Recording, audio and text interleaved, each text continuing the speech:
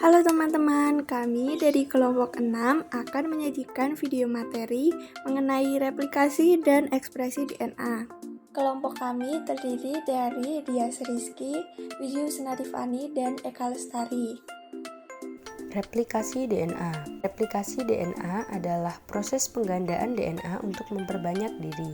Tujuannya agar sel anakan hasil pembelahan mengandung DNA yang identik dengan DNA sel induknya. Kesalahan dalam replikasi DNA dapat mengakibatkan perubahan pada sifat sel-sel anakan. Model replikasi DNA. Para ahli mengemukakan 3 model replikasi DNA, yaitu model konservatif, model semi-konservatif, dan model dispersif. Pada pola konservatif, kedua untai polinukleotida induk atau yang lama tidak berubah dan berfungsi sebagai cetakan. Jadi, heliks ganda DNA baru tidak mengandung polinukleotida lama. Pada pola semi-konservatif, kedua untai polinukleotida berpisah. Kemudian, masing-masing untai nukleotida membuat untai polinukleotida baru. Jadi, diperoleh 2 heliks ganda DNA yang masing-masing mengandung 1 untai polinukleotida lama dan 1 untai polinukleotida baru. Replikasi yang mengikuti pola dispersif akan menghasilkan 2 heliks ganda DNA yang masing-masing mengandung molekul DNA lama dan DNA baru yang disusun berselang-seling pada kedua untai polinukleotida. Dari ketiga model replikasi DNA tersebut, model semi-konservatiflah yang lebih diyakini kebenarannya. Hal ini telah dibuktikan oleh Matthew Meselson dan Franklin Stahl dengan percobaan pembiakan bakteri Escherichia coli hingga beberapa generasi dalam medium yang mengandung isotop nitrogen berat. Mekanisme replikasi DNA. Replikasi DNA terjadi di dalam nukleus. Sumber energinya berasal dari nukleotida trifosfat.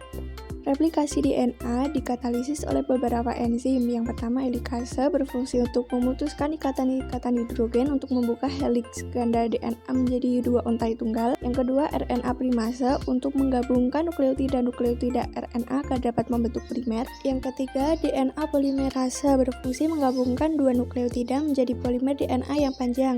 Yang keempat, DNA ligase berfungsi menyambungkan fragmen-fragmen DNA atau fragmen Okazaki yang baru terbentuk sehingga menjadi untaian DNA yang lengkap.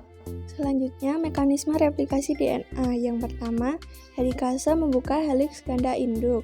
Yang kedua, protein mengikat untai tunggal menstabilkan DNA induk yang terbuka. Yang ketiga, pembentukan untaian utama atau leading strand dimulai dari 1 primer RNA yang disintesis oleh enzim primase. Selanjutnya, DNA polimerase menggantikan nukleotida primer RNA dengan DNA.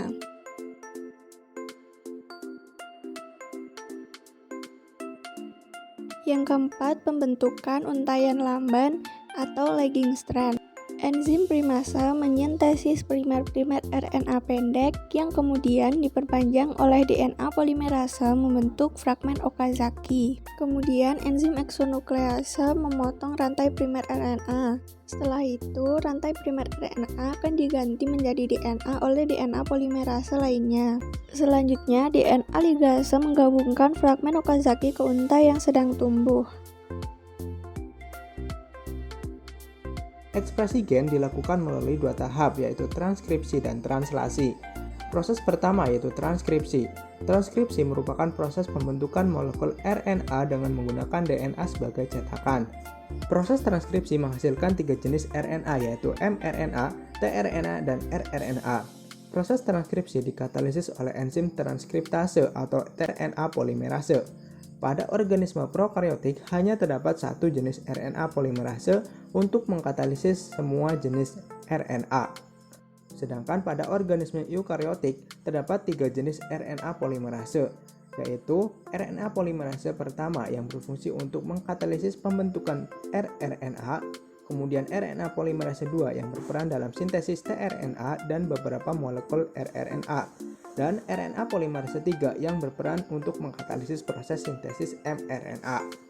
Kemudian proses yang kedua yaitu translasi. Translasi adalah proses pembentukan polipeptida dengan menggunakan informasi genetik yang dikode pada suatu molekul mRNA.